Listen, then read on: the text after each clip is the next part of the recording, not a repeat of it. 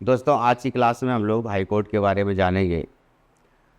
Indian polity की है high court की जो क्लास है ये बहुत इंपॉर्टेंट है। इससे पहले हमने सुप्रीम कोर्ट पढ़ा था और सुप्रीम कोर्ट के बाद में अब हम हाई कोर्ट के बारे में जानेंगे। तो स्टार्ट करने से पहले क्लास को मैं थोड़ा सा चर्चा करना चाहता हूँ एसएससी के एग्ज़ाम को लेकर के कि एसएससी का सीजीएल का एग्ज़ाम चर्चा बहुत है इसकी कि जिस तरह से कंडक्ट किया गया और जिस तरीके से अरेंजमेंट किया गया और बच्चों को बहुत ज़्यादा जो है परेशानी हुई सेंटर तक पहुंचने में।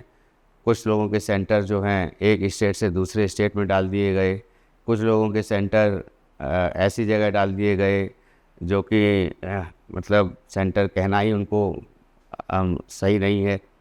तो इसकी अनियमितताएं बहुत हुई हैं और उस यही मेरी गुजारिश है एसएससी आयोग से भी, स्टाफ सिलेक्शन कमीशन से भी कि ये इन अनियमितताओं को ख़त्म करके एक पारदर्शिता लाए और जो ट्रांसपेरेंसी होनी चाहिए किसी भी एग्ज़ाम के लिए बहुत ज़रूरी है। तो स्टार्ट करने से पहले एक आपसे निवेदन है कि चैनल को सब्सक्राइब कर लीजिए और बेल आइकन दबा दीजिए।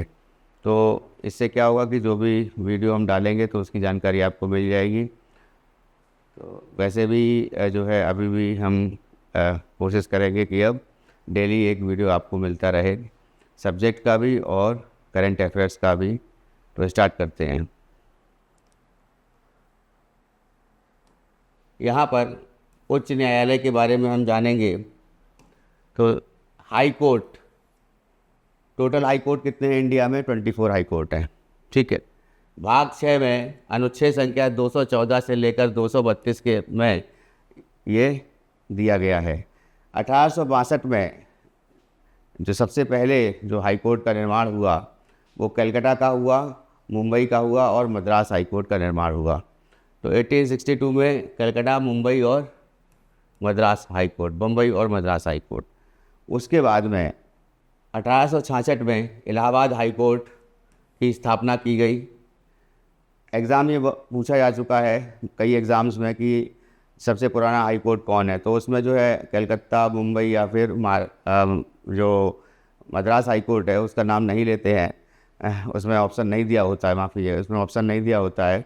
ऑप्शन दिया होता है बाकी अन्य हाई कोर्ट्स का और साथ साथ में इलाहाबाद उच्च न्यायालय का।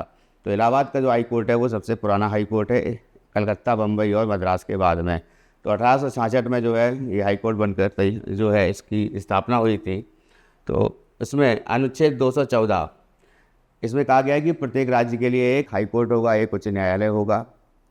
अनुच्छेद 231 इसमें संसद जो है 2 या 2 से अधिक राज्यों के लिए एक सिंगल हाई कोर्ट जो है वो बना सकती है।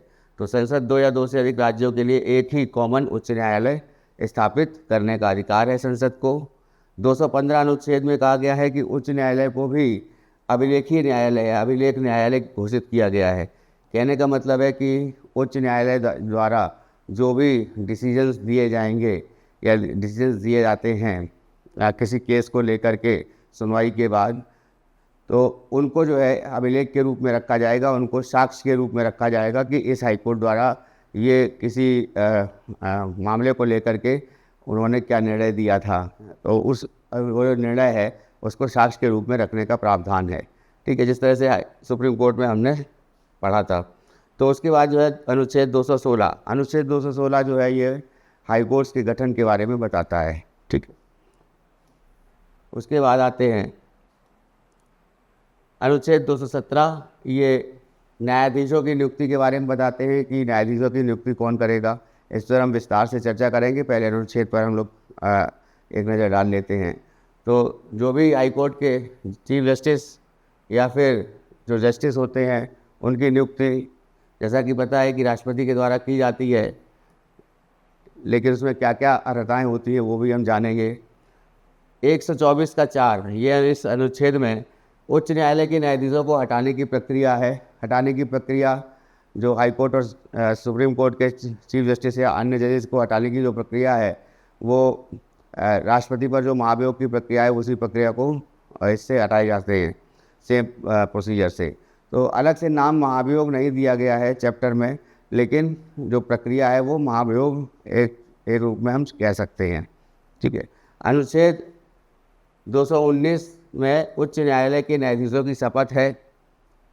अनुसूची 3 में शपथ के बारे में बताया गया है। उसके बाद अनुच्छेद 220 है, उसमें उनके द्वारा विधि व्यवसाय पर निर्बंधन है। ये निर्बंधन क्या है? रेस्ट्रिक्शन है कि प्रैक्टिस पर, कि कोई भी हाई कोर्ट का जो चीफ जस्टिस होगा या फिर जजेस होंगे वो प्रैक्टिस नहीं कर सकते, प्राइवेट प्रैक्टिस नहीं कर सकते अपने रिटायरमेंट के बाद। ठीक है, तो उस पर भी उनको प्रतिबंध है। फिर है अनुच्छेद 221, इसमें वेतन भत्ते बताए गए हैं। ये अनुसूची 2 में वेतन भत्तों के बारे में बताया गया है। सभी सांसद के और सभी जो है संवैधानिक पदों पर बैठे हुए जो व्यक्ति हैं उनके सभी के वेतन भत्ते ये अनुसूची 2 में दिए गए हैं। ठीक है, तो 222 अनुच्छेद जो है ये किसी न्यायालय का एक उच्च न्यायालय और दूसरे उच्च न्यायालय को स्थानांतरण करना, किसी न्यायाधीश को। तो कोई भी जो जस्टिस है, मान लीजिए एक हाई कोर्ट में है और दूसरे हाई कोर्ट में, किसी अन्य राज्य के हाई कोर्ट में मान लीजिए उसको भेजना है या फिर कमी पड़ गई है, तो वो ऐसे ट्रांसफ़र जो है इनका high court to high court किया जा सकता है। तो ये अनुच्छेद 222 में दिया गया है। अनुच्छेद 223 में कुछ दशाओं में कार्यकारी मुख्य न्यायाधीश, एक्टिंग चीफ जस्टिस की बात कही गई है कि जब कभी भी चीफ जस्टिस नहीं होंगे हाई कोर्ट के, किसी हाई कोर्ट के, तो उस समय जो सीनियर मोस्ट जज होगा उसको जो है एक्टिंग चीफ जस्टिस बनाया जाने का प्रावधान है। तो एक्टिंग कहने का मतलब एक तरह से अगर कोई मुख्य न्यायाधीश जो है वो अपने दायित्वों का निर्वहन करने में जो है सक्षम नहीं है, या फिर किसी कारणवश जो है वो छुट्टी पर है, या फिर किसी कारणवश वो डिसीज्ड हो गया है, डेथ हो गई है उसकी, तो ऐसे मामलों में जो है एक्टिंग चीफ जस्टिस को बनाए जाने का प्रावधान ये किया गया है अनुच्छेद 223 में। ठीक है, फिर अनुच्छेद 226 है। 226 अनुच्छेद में यहाँ पर रिटों की बात की गई है। रिट्स मतलब कहने का मतलब है कि जो मौलिक अधिकार हैं, फंडामेंटल राइट्स हैं, फंडामेंटल राइट्स को लेकर के जो भी मेजर रिट्स हैं, तो उनको लेकर के कोई भी व्यक्ति जो है डायरेक्ट जो है हाई कोर्ट में जा सकता है अपने उसके मौलिक अधिकारों का, अगर किसी व्यक्ति के मौलिक अधिकारों का हनन हुआ है तो हाई कोर्ट और सुप्रीम कोर्ट जो है वो व्यक्ति डायरेक्ट जा सकता है, सीधे जो है वहाँ पर जाकर के अपनी याचिका दे सकता है, रिट दायर कर सकता है। तो अनुच्छेद संख्या 226 में हाई कोर्ट में और अनुच्छेद संख्या 32 के तहत सुप्रीम कोर्ट में। ठीक है, फिर आते हैं अनुच्छेद 227। ये कहता है अधीनस्थ न्यायालयों के निरीक्षण की शक्ति प्रदान करती है इसको, यानी जो भी सुपरविज़न है या फिर जो भी गाइडलाइंस है वो गाइडलाइंस निर्धारित करेगा हाई कोर्ट अपने अधीनस्थ न्यायालयों के लिए। उस राज्य के जो भी न्यायालय होंगे, दीवानी और फौजदारी न्यायालय, या कह सकते हैं कि जिला एवं सेशन जो न्यायालय होते हैं, तो उनमें जो भी ये सुपरविज़न है एक तरह से, या कह सकते हैं उनमें जो भी गाइडलाइंस हैं वो समय समय पर जारी करता है हाई कोर्ट। उसके बाद आते हैं कि अनुच्छेद 228 पर अधीनस्थ न्यायालयों से कुछ मामलों को अपने पास मंगाने की शक्ति है।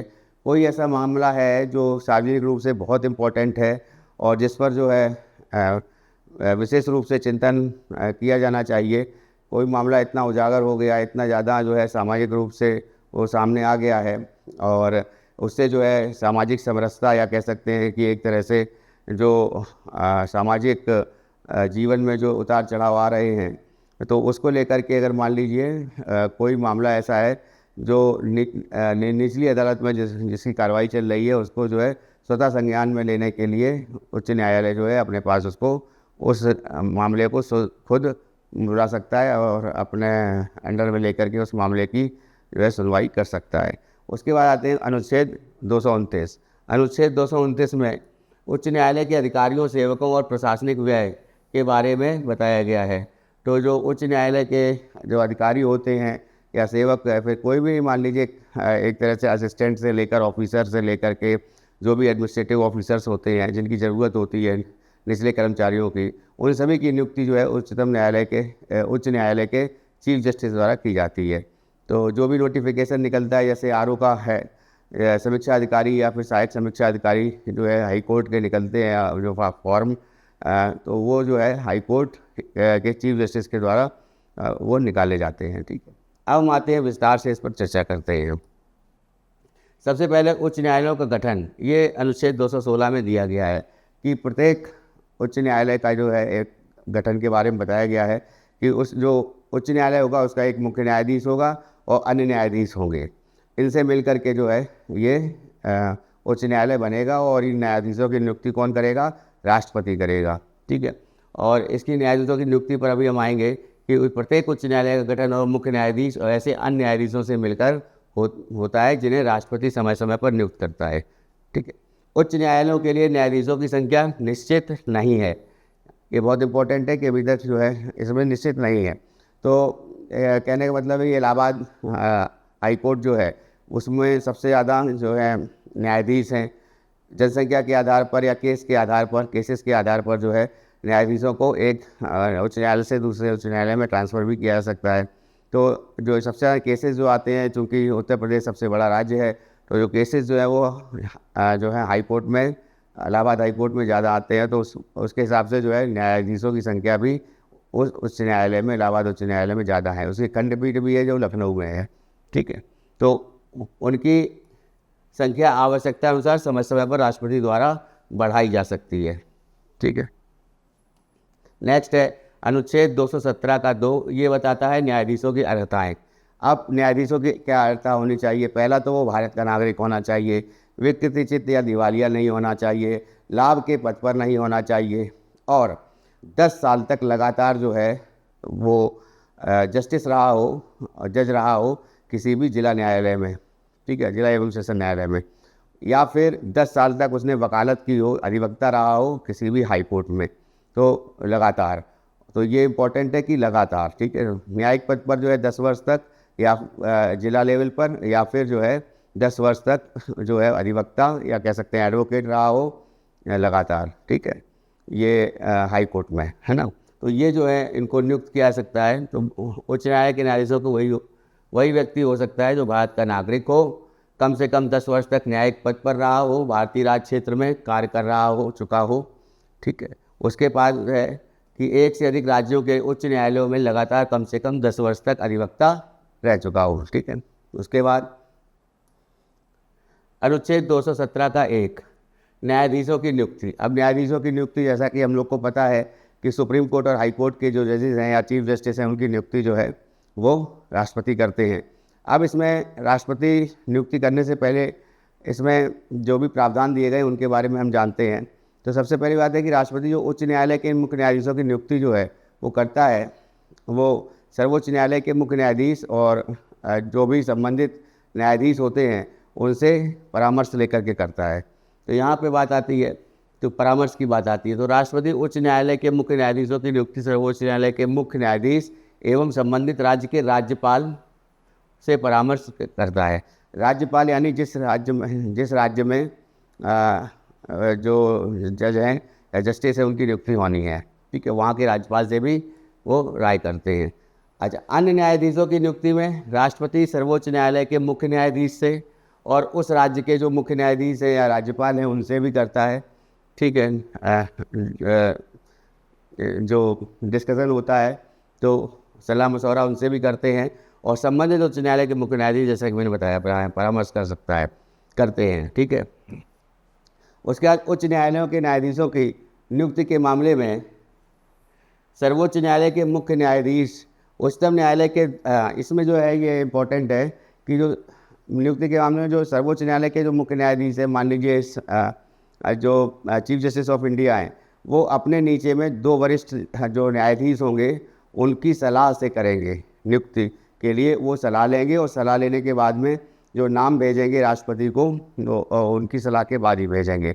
इसमें एक बात और आती है कि अगर ये ट्रांसफ़र की बात आती है कि एक न्यायालय से दूसरे न्यायालय में ट्रांसफ़र करना है हाई कोर्ट्स में, तो इनको 4 जो है न्यायाधीशों से, जो है वरिष्ठतम न्यायाधीशों से, सुप्रीम कोर्ट से उनके 4 जो वरिष्ठतम न्यायाधीश हैं उनसे सलाह मशवरा करना आवश्यक है।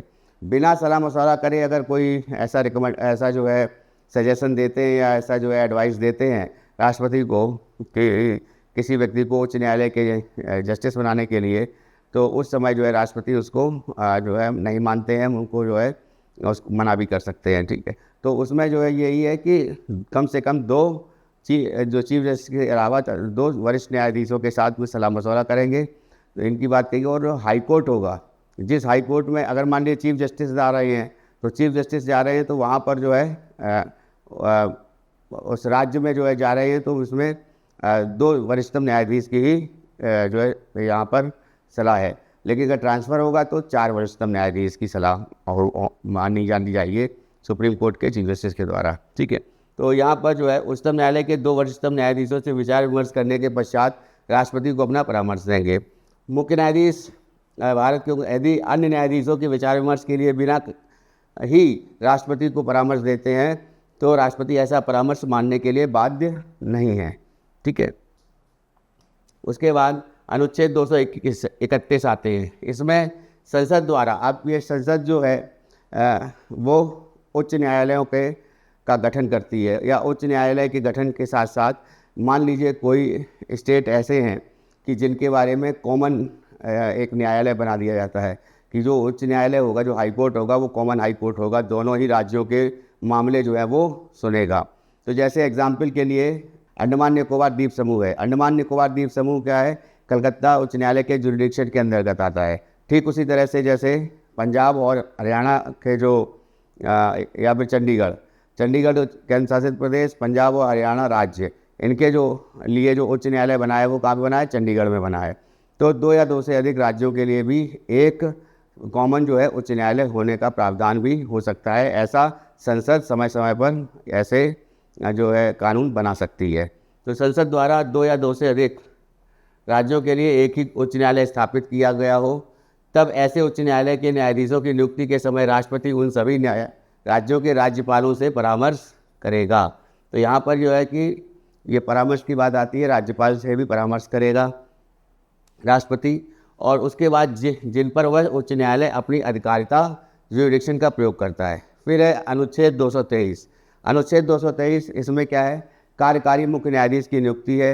यानी एक तरह से ऐसा जो कभी मुख्य न्यायाधीश जो हैं मान लीजिए अनुपस्थित रहते हैं या फिर किसी कारणवश जो अपने कर्तव्यों का निर्वहन नहीं कर पा रहे हैं, तो ऐसे मामलों में क्या है कि जब वो अपनी सीट पर नहीं रहते हैं तो उस समय के लिए, कुछ समय के लिए जो एक्टिंग चीफ जस्टिस जो बनेंगे या कार्यकारी जो मुख्य न्यायाधीश बनेंगे, वो मुख्य न्यायाधीश जो वरिष्ठतम मुख्य न्यायाधीश होंगे, वरिष्ठतम न्यायाधीश होंगे हाई कोर्ट के, उनको बनाए जाने का प्रावधान किया गया है।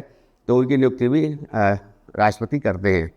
तो जब किसी उच्च न्यायालय के मुख्य न्यायाधीश का पद रिक्त हो या जब मुख्य न्यायाधीश की अनुपस्थिति के कारण या अपने पद के कर्तव्यों का निर्वहन में असमर्थ हो, तब राष्ट्रपति उच्च न्यायालय या अन्य न्यायाधीशों में से किसी को मुख्य न्यायाधीश के कार्यों का निर्वहन करने का कार्यवाहक मुख्य न्यायाधीश नियुक्त कर सकता है। यहाँ पे इम्पोर्टेंट बात यह है कि ज़्यादातर जो नियुक्ति के मामले में ऐसे में मान लीजिए chief justice of high court बनाने हैं और जो chief justice of high court मान लीजिए करंट में हैं और उन्होंने अपने कर्तव्यों का निर्वहन सही तरह से नहीं किया है, या फिर उनकी मृत्यु हो गई है, या फिर उनको जो है ऐसी स्थिति आ गई है कि वो जो है उच्च न्यायालय में चीफ जस्टिस का कार्यभार नहीं देख पा रहे हैं, तो ऐसे केसेस में जो है वो एक्टिंग चीफ जस्टिस को नियुक्त किया जाता है। और वो भी जो है अभी तक रहा है कि वरिष्ठतम से वरिष्ठतम जो भी होगा न्यायाधीश, उसी को नियुक्त किया जाता है chief justice of high court राष्ट्रपति के द्वारा।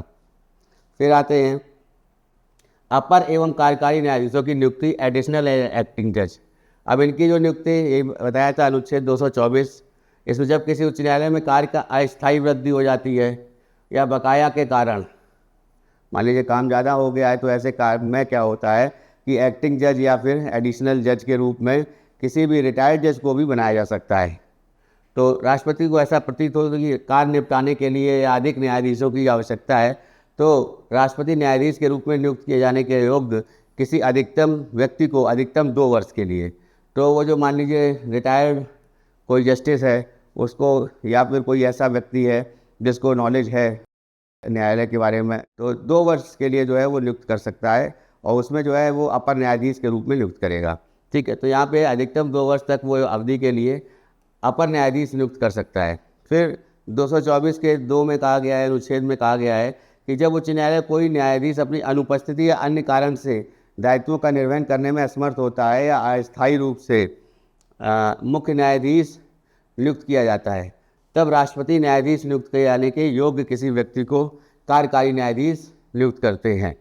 ठीक है, तो पहला तो ये है कि उच्च न्यायालय का कोई न्यायाधीश, यहाँ पे बात आ रही है न्यायाधीश के बारे में, और यहाँ पे बात आ रही है कि उच्च न्यायालय के कार्य से संबंधित। तो यहाँ पे मान लीजिए कि कोई अपने कर्तव्यों का ही निर्वहन नहीं कर पा रहा है, तो उस कारण से उसको जो है अलग से जो है न्यायाधीश किसी व्यक्ति को नियुक्त किया जा रहा है। और एक तरफ है कि जब कार्य का निपटाने का जो के लिए जो है कार्य अधिक हो गया है, तो ऐसे केस में जो है एक्टिंग जज का या फिर एडिशनल जज का की नियुक्ति करने का प्रावधान है अनुच्छेद 224 1 और 2 में।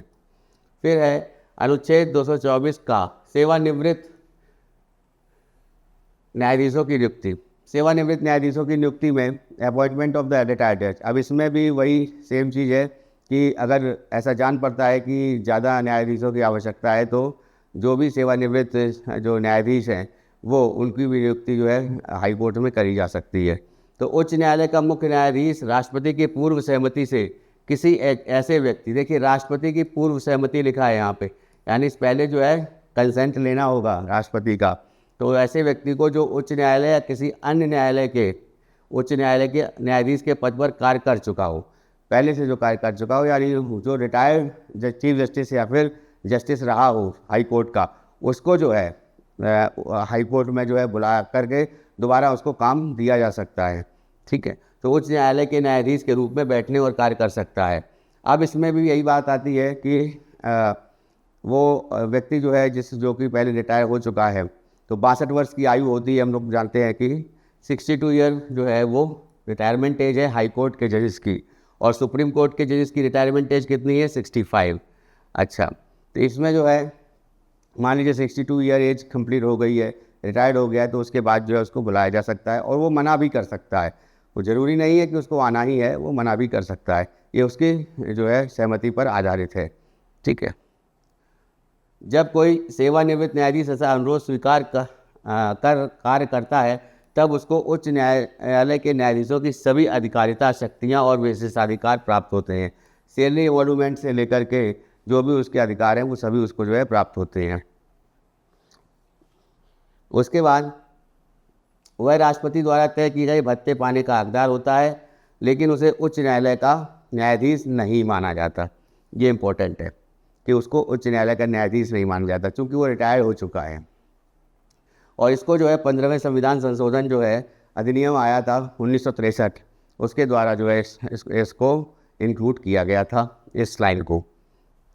नेक्स्ट आते हैं न्यायाधीशों का कार्यकाल। टर्म ऑफ द ऑफिस कितना होता है जजेस का? तो 62 वर्ष होता है, या फिर 62 वर्ष से पहले अगर वो चाहें तो रिटायरमेंट ले सकते हैं या फिर अपना इस्तीफा दे सकते हैं। किसको देंगे त्यागपत्र, रिजाइन? वो देंगे राष्ट्रपति को। फिर आता है यहाँ पे 62 वर्ष की आयु और राष्ट्रपति को अपना त्यागपत्र। फिर है उच्च न्यायालय में किसी न्यायाधीश को संसद द्वारा महाभियोग प्रस्ताव पारित कर दिए जाने पर राष्ट्रपति द्वारा पद से हटाया भी जा सकता है। यहाँ पर हम थोड़ा डिस्कस करेंगे फिर से।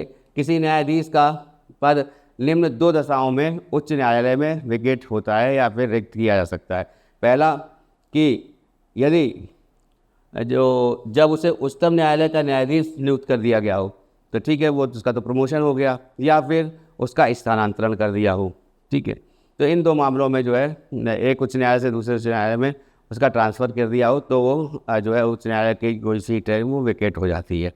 महाभियोग का प्रस्ताव की बात करेंगे तो संसद में महाभियोग का प्रस्ताव का, जैसा कि मैंने सुप्रीम कोर्ट ऑफ जब पढ़ाया था तो उसमें पूरा का पूरा डिटेल में बताया था। थोड़ा सा हम बता देते हैं कि जो प्रस्तावक होते हैं वो 100 होने चाहिए लोकसभा में और 50 होने चाहिए राज्यसभा में।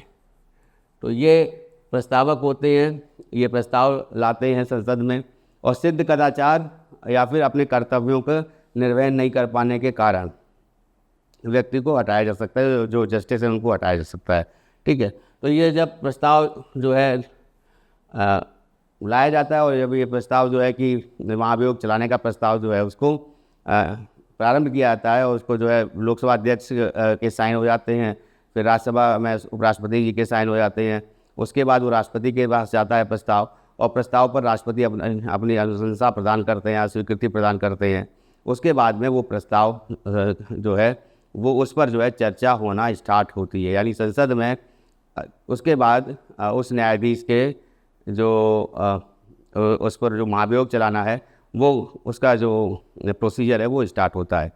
तो सबसे इम्पोर्टेंट बात यह है कि जब भी कभी जो है ऐसी बात आती है कि अभी जो मामला चल रहा है जस्टिस यशवंत वर्मा जी का, तो उसमें भी ये बात आती है कि उसके में ये जो मामला चलता है तो इसको जो है पूरे का 50% का +1 और जो प्रेजेंट है उसके 2/3 बहुमत जो होता है वो लेना आवश्यक होता है। अगर ऐसे प्रस्ताव जो है एक सदन से और उसके बाद दूसरे सदन से पारित हो जाता है, उसके बाद राष्ट्रपति के पास जाता है। अगर राष्ट्रपति भी उसको स्वीकृति प्रदान करते हैं तो उस मामले में वो महाभियोग जो है को लेकर के उनको जो जस्टिस होते हैं उनको हटाया जा सकता है। ठीक है, तो उसके बाद आते हैं हम लोग, इसके बारे में मैंने पूरी अच्छे से चर्चा आपसे करी है सुप्रीम कोर्ट वाले वीडियो में, उसमें आप जा कर के इसको अच्छी तरह समझ सकते हैं। फिर आते हैं न्यायाधीशों को हटाया जाना, रिमूवल ऑफ जजेस।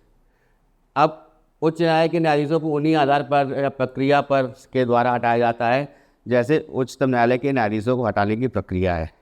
तो 2 आधारों पर होता है, एक तो सिद्ध कदाचार प्रूव्ड मिसबिहेवियर और दूसरा जो होता है इनकैपेसिटी असमर्थता, जो अपने दायित्वों का निर्वहन करने में असमर्थ हैं। तो ऐसे केस में जो है उनको हटाया जाता है। किसी न्यायाधीश को उसके पद से हटाने के लिए, अच्छा इसमें एक चीज़ और है कि 14 दिन का नोटिस जो है उसको 14 दिन पहले जो है उसको सूचना दी जाती है कि आपके खिलाफ में महाभियोग प्रारंभ का प्रस्ताव लाया जा रहा है।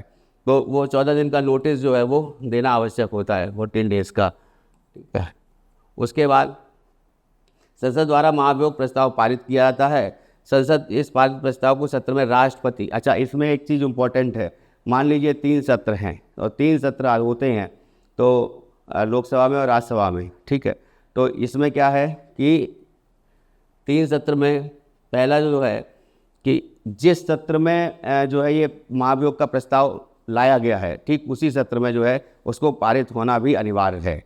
ठीक है, तो यहाँ पर बहुत इंपॉर्टेंट है कि उसी सत्र में, अगर उसी सत्र में पारित नहीं होता है तो वो प्रस्ताव गिरा हुआ माना जाए, उसको प्रस्ताव गिर जाएगा और वो न्यायाधीश को जो है महाभियोग के कारण जो है नहीं हटाया जा सकता। ठीक है, तो राष्ट्रपति के समक्ष आदेश के लिए रखा जाता है। राष्ट्रपति आदेश प्राप्त हो जाने पर ऐसे न्यायाधीश को उसके पद से हटा सकते हैं या हटा दिया जाता है राष्ट्रपति द्वारा।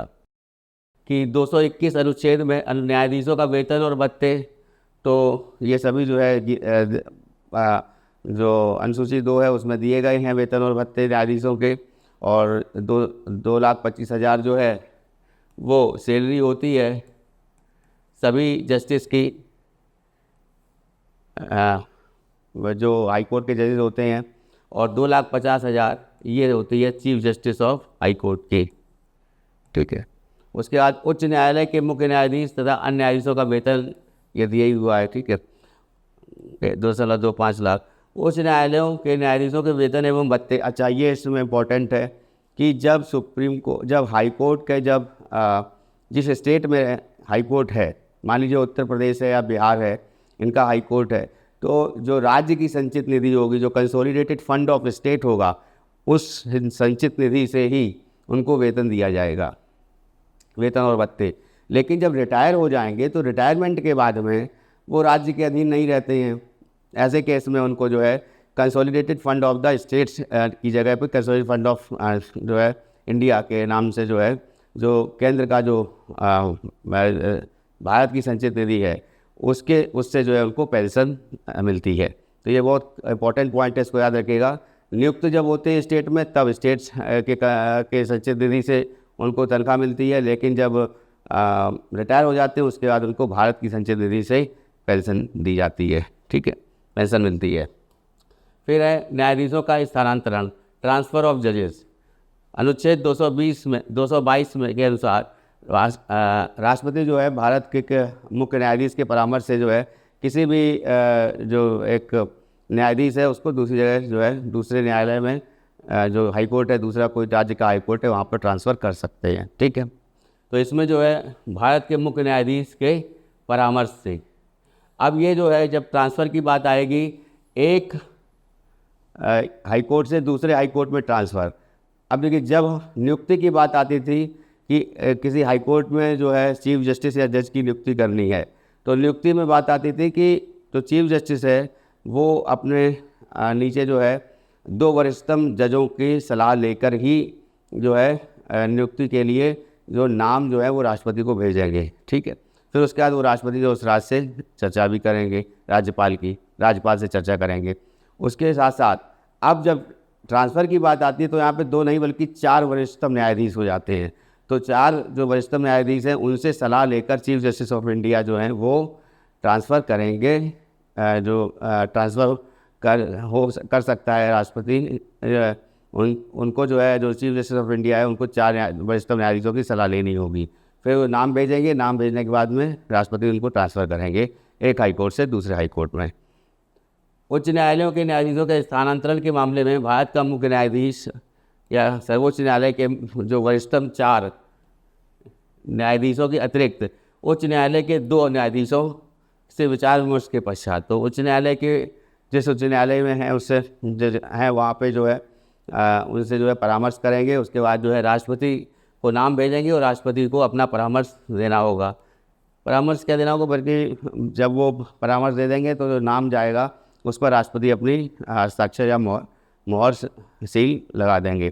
कहने का मतलब है उसकी स्वीकृति प्रदान कर देंगे, ठीक है। जब कोई न्यायाधीश स्थानांतरण के बाद दूसरे उच्च न्यायालय में न्यायाधीश के रूप में कार्य करता है तो उसमें क्या होता है कि वेतन के अतिरिक्त जो है उसको एमोलूमेंट्स भी मिलता है, अलग से अलाउंसेस मिलते हैं, जिसको प्रतीकात्मक या भत्ता या तो कंपनसेटरी अलाउंस कहा जाता है, ठीक है।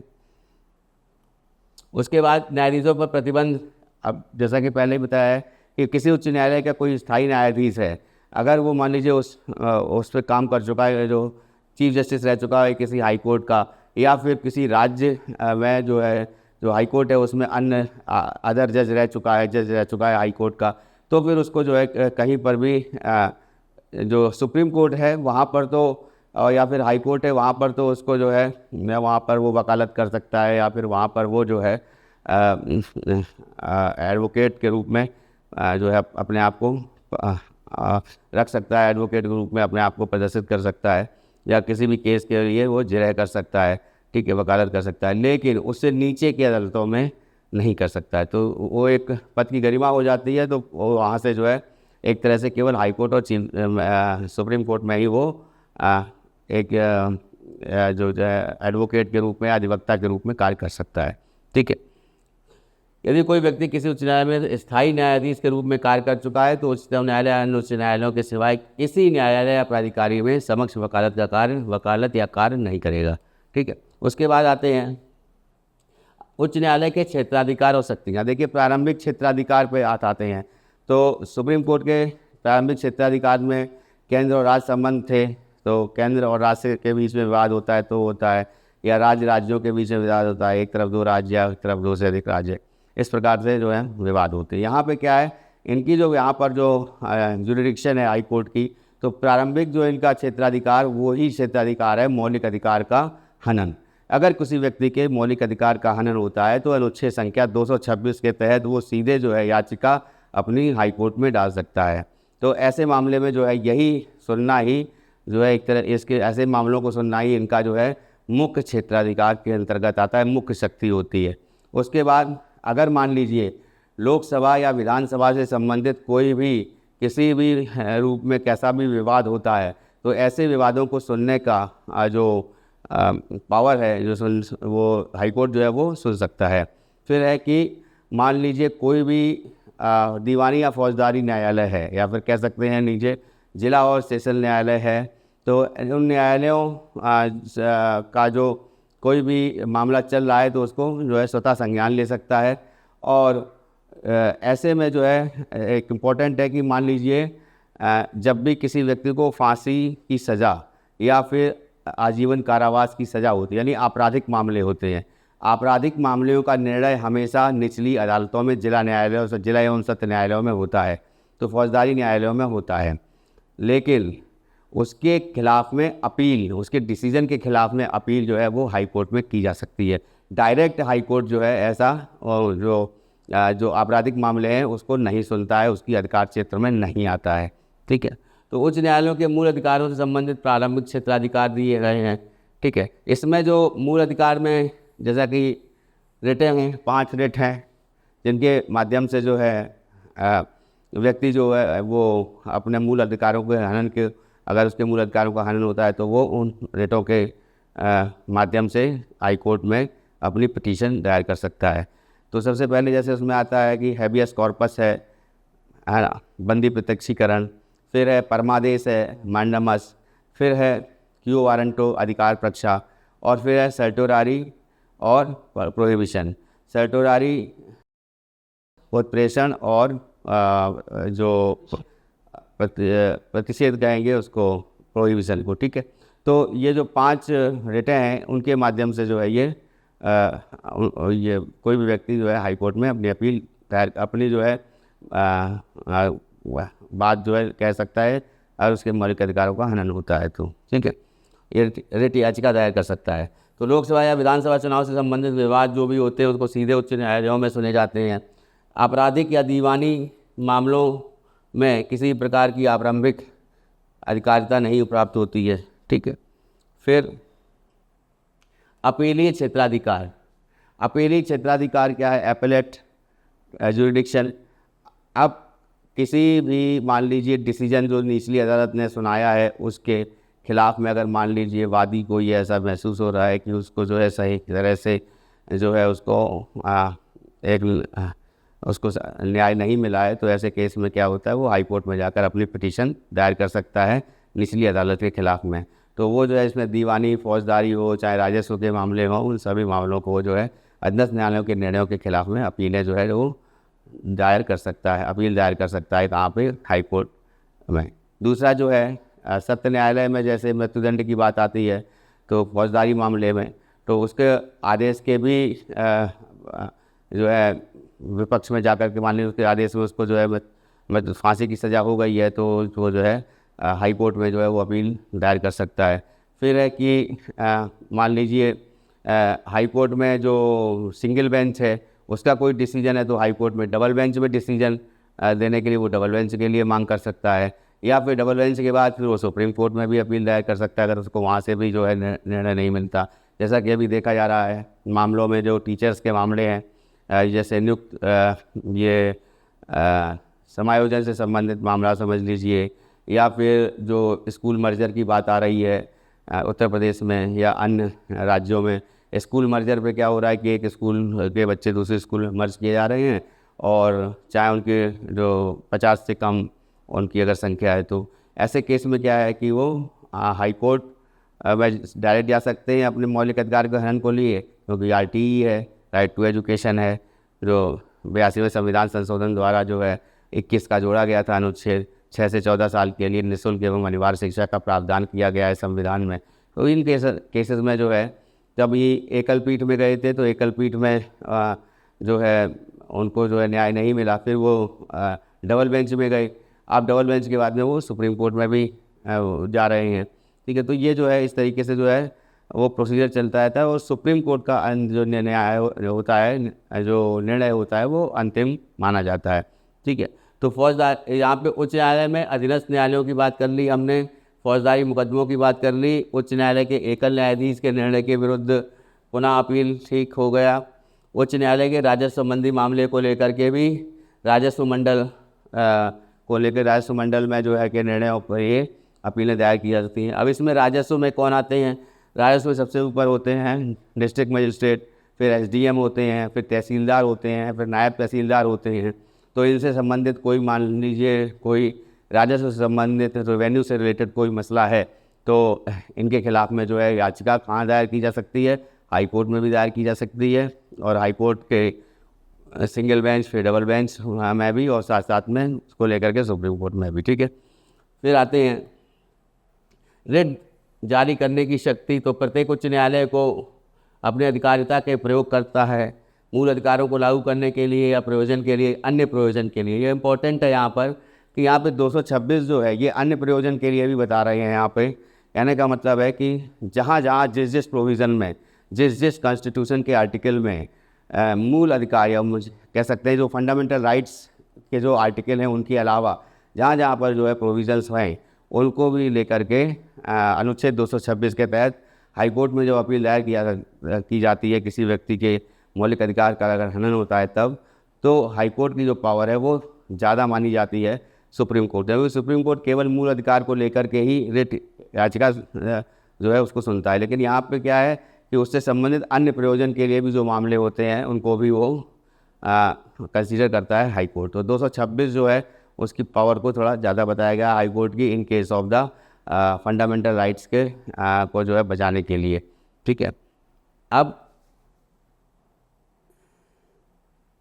प्रत्येक उच्च न्यायालय के को उस राज्य क्षेत्र में जिसमें वह अपनी अधिकारिता का प्रयोग करता है मूल अधिकारों को लागू करने के लिए या किसी अन्य प्रयोजनों के लिए, या उस राज्य में किसी व्यक्ति, प्राधिकारी, अथॉरिटी या सरकार या जिसके अंतर्गत बंदी प्रत्यक्षीकरण, हैबियस कॉर्पस, परमादेश, मैंडमस, प्रतिषेध, प्रोहिबिशन, उत्प्रेषण, सर्टोरारी और अधिकार रक्षा की वारंटो रिटेन हैं जारी करने की शक्ति है। इसमें दो बातें मैं बता दूं एक बार कि प्रतिषेध और उत्प्रेषण, प्रोहिबिशन और सर्टोरारी मैंने पहले ही बताया, ये दोनों जो रिटें हैं ये न्यायिक रिटें हैं, ये न्याय के अंतर्गत न्यायपालिका के अंतर्गत आती हैं। बाकी रिटों को लेकर के आम आदमी जो है वो अपने मौलिक अधिकार को हनन के लिए याचिका दायर कर सकता है।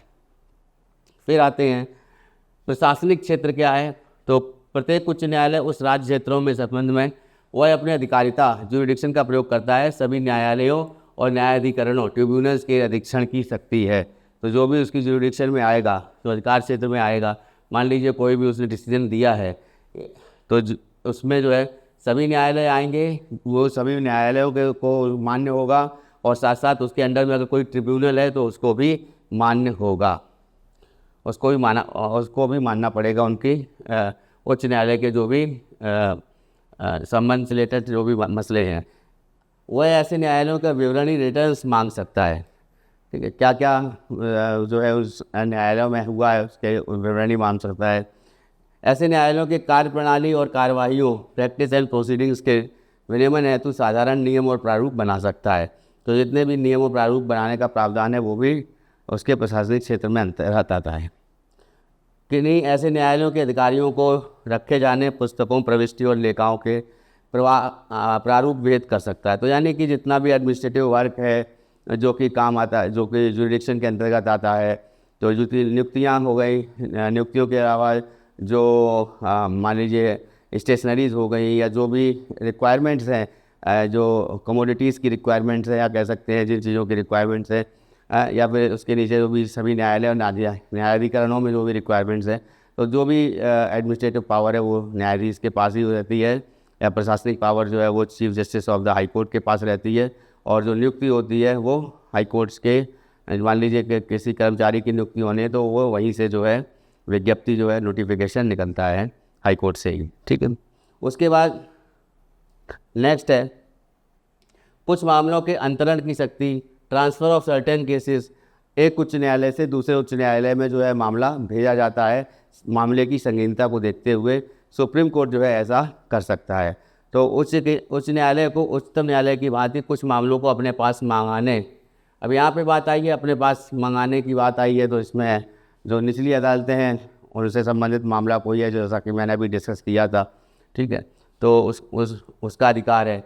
जब उच्च न्यायालय को इस बात पर समाधान हो जाता है, सेटिस्फेक्शन हो जाता है कि उसके अधीनस्थ किसी न्यायालय में कोई मामला लंबित है जिसमें संविधान की व्याख्या इंटरप्रिटेशन में विधि का कोई महत्वपूर्ण प्रश्न शामिल है, तो ऐसे केस में उस प्रश्न का डिटर्मिनेशन करना या अवधारण का मामले में निपटाना, ये जिम्मेदारी जो है ये हाई कोर्ट की हो जाती है।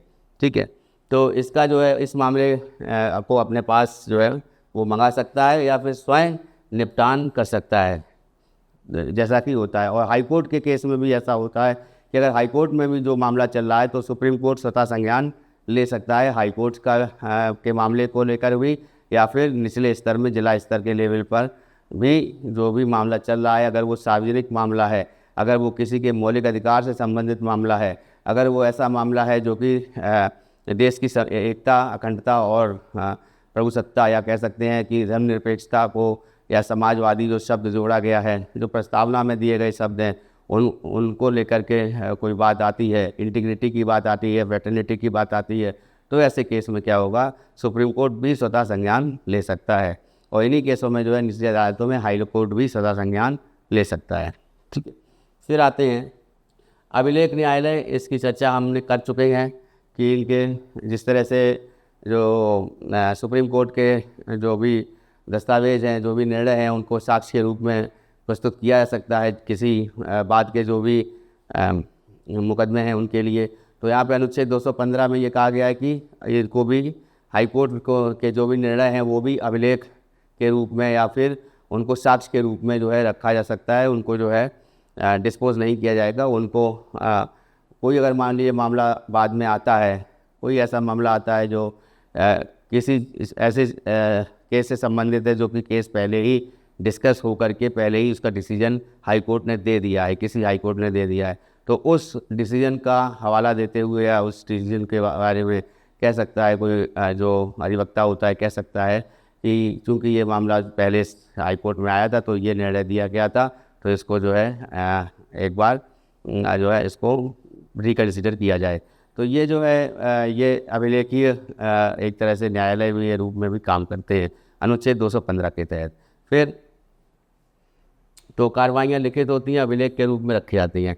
किसी न्यायालय में इस प्रश्न चिन्ह नहीं लगाया सकता, कंटेम्प्ट ऑफ कोर्ट हो जाएगा अगर मान लीजिए उनके किसी डिसीजन को जो है वो अवमानना की गई, जो उन्होंने पहले से ही जो है अभिलेख है या फिर पहले से ही डिसीजन दे रखा है, तो उसको लेकर के कंटेम्प्ट ऑफ कोर्ट हो जाएगा कि जो अधीनस्थ न्यायालयों को जो है अवमानना का नोटिस भी दिया जा सकता है, उनको दंड भी दिया जा सकता है।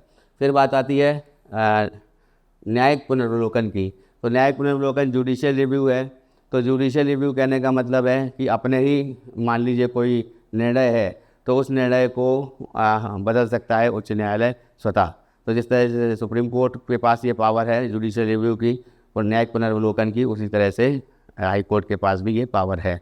या फिर राज्य सरकार कोई ऐसा कानून बनाती है जो कि प्रस्तावना या फिर जो संविधान की जो मूल अवधारणा है उसके खिलाफ में हो, तो ऐसे केस में जो है न्यायिक पुनर्वलोकन किया जा सकता है। उस केस को उस पर जो है ऐसे बिल पर जो कि कानून बन रहा है तो उस पर जो है जब एक कानून बनता है, पहली बात तो बनना नहीं चाहिए, अगर बन जाता है तो उसको जो है कोर्ट जो है स्वतः संज्ञान ले लेती है उसका, और जो है उसके जुडिशियल रिव्यू के पावर के अंतर्गत ये आता है। ठीक है, तो इसमें भारत में उच्चतम न्यायालय के साथ साथ उच्च न्यायालयों को भी न्यायिक पुनर्वलोकन का अधिकार प्राप्त है। न्यायिक पुनर्वलोकन लिया कहाँ से गया है? ये लिया गया है अमेरिका के संविधान से। फिर है अधिकारियों और सेवकों की नियुक्ति। तो इसमें जितने भी अधिकारियों और सेवकों की नियुक्ति है या उनके वेतन भत्ते हैं वो सभी जो हैं या जितना भी है वो सभी जो है हाई कोर्ट के अंडर में जो है वो chief justice of high court जो है उनके अंतर्गत आते हैं। ठीक है, तो इसमें जो है इसके साथ साथ जो है यहाँ पे है कि उच्च न्यायालय के अधिकारियों और सेवकों की नियुक्ति, उनकी सेवा शर्तें मुख्य न्यायाधीश या ऐसे अन्य न्यायाधीश या अधिकारी के द्वारा निर्धारित की जाती हैं जिसे वह निर्दिष्ट करें। अब सेवा शर्तों के तहत वेतन भत्ते पेंशन छुट्टी का संबंधित नियम जो है बनते हैं, और वो नियम बनाने का प्रावधान जो है वो chief justice of high court जो है वो साइन करेंगे। उसके बाद जो है वो राज्यपाल के पास अनुमोदन के लिए जाएगा, राज्यपाल उसको अनुमोदन प्रदान करेंगे। फिर है अधिकारियों और सेवकों के वेतन भत्ते और पेंशन उच्च न्यायालय का प्रशासनिक व्यय राज्य की संचित निधि पर भारित होता है। तो ये सभी जो है राज्य की संचित निधि से ही इनके जो है सैलरी और एमोलमेंट्स दिए जाएंगे। फिर बात आती है प्रमाण पत्र जारी करने की शक्ति। देखिए ये इंपॉर्टेंट है, ये यहाँ पे ये इंपॉर्टेंट है कि ये 134 का में दे रखा है अनुच्छेद में, पावर ऑफ इशूइंग सर्टिफिकेट। तो जब किसी मान लीजिए ऐसी बात आती है कि सुप्रीम कोर्ट में किसी मामले की याचिका या फिर इस पर अपील दायर की जानी है हाई कोर्ट के किसी डिसीजन पर, तब हाई कोर्ट को ये सर्टिफिकेट इशू करना पड़ता है, ये प्रमाण पत्र देना पड़ता है कि अमुक मामले में आप जो भी व्यक्तिवादी होता है वो जा कर के सुप्रीम कोर्ट में अपनी याचिका दायर कर सकता है इसके आदेश के विपक्ष में जा कर के, या आदेश से संतुष्ट नहीं है तो इसलिए। ठीक है, और ये जो है अनुच्छेद 132, 133, 134 के अंतर्गत आता है। ठीक है, तो ये प्रमाण पत्र देने की ये इसी तरह से जो जिला एवं सत्र न्यायालय होते हैं वहाँ से भी प्रमाण पत्र दिया जाता है कि आप हाई कोर्ट में जा कर के हमारे, अगर आपको ये निर्णय जो है न्याय संगत नहीं लगता है तो फिर आप जो है हाई कोर्ट में जाके अपील दायर कर सकते हैं। तो ये जो है अपील दायर करने से पहले जो है ये सर्टिफिकेट इशू करने का प्रावधान रहता है, ठीक है। तो यहाँ पे उच्च न्यायालय को उच्चतम न्यायालय में अपील के लिए प्रमाण पत्र देने की शक्ति है। अनुच्छेद 131, 132, 132, 133, 134 के तहत उच्चतम न्यायालय में अपील के लिए उच्च न्यायालय का प्रमाण पत्र आवश्यक है। अगर ये प्रमाण पत्र नहीं मिलता है तो वो वहाँ पर अपील दायर नहीं कर सकता है सुप्रीम कोर्ट में।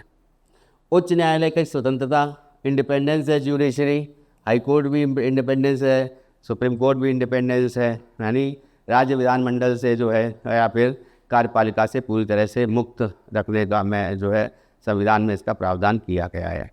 अब टोटल जो है कितने हाई कोर्ट है? 24। आपको मुझे बताना है इम्पोर्टेंट कि पहले 21 थे, ठीक है। अब 24 हुए थे पहले, माफ़ कीजिएगा, अब 25 हो गए, ठीक है। तो अब ये 24 हुए, 24 के बाद 25 हो गए, 25 अभी अभी हुए हैं, ठीक है। उसमें एक हाई कोर्ट जुड़ा है अमरावती को लेकर के। 24 में जब 21 से 24 बने थे उसमें 3 राज्य थे वो नॉर्थ ईस्ट के राज्य थे, यानी तो असम में तो पहले से था गुवाहाटी हाई कोर्ट, उसके बाद मेघालय, याद रखिएगा इसको, मणिपुर,